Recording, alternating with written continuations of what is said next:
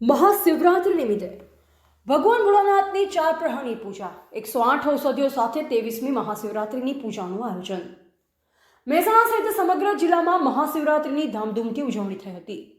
મહેસાણામાં આવેલા ભાવના ગ્રુપ દ્વારા છેલ્લા 23 વર્ષથી સતત ગુજરાતના ઐતિહાસિક અને પૌરાણિક સ્વયંભૂ અલગ અલગ શિવાલયોમાં ભાવના ગ્રુપ દ્વારા શિવરાત્રિના પર્વ નિમિત્તે રાત્રિના સમયે ભગવાન ભોળાનાથને પ્રસન્ન કરવા અંદાજે 50થી વધુ યજમાનો દ્વારા 4 પ્રહરની પૂજા અર્ચના કરવામાં આવતી હોય છે।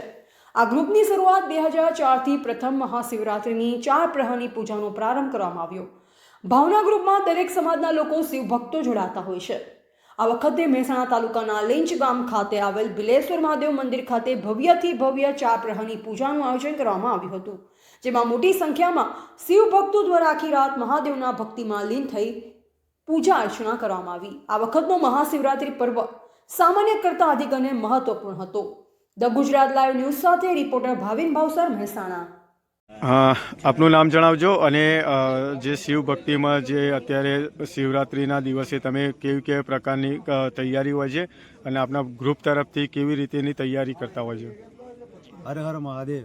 મારું નામ સતીશ ઝાલા। અમે 2004માં શિવરાત્રિ પૂજાની શરૂઆત કરી હતી। લગભગ 10-15 વ્યક્તિથી અમે શરૂઆત કરી હતી। આજે 70થી 80 લોકો આ પૂજામાં જોડાય છે અને સ્વયં એમના દિલથી જોડાય છે। અમારી પૂજા જોઈ એમને પણ પ્રેરણા મળે છે કે ભાઈ ના, આપણે લોકો પણ પૂજા કરીએ અને એવું ફળ પણ એવું મળે છે। અને આ પૂજાની અંદર અમે લગભગ બધી જ જાતની ઔષધિનો અભિષેક અહીંયા કરીએ છીએ હરેક જગ્યાએ।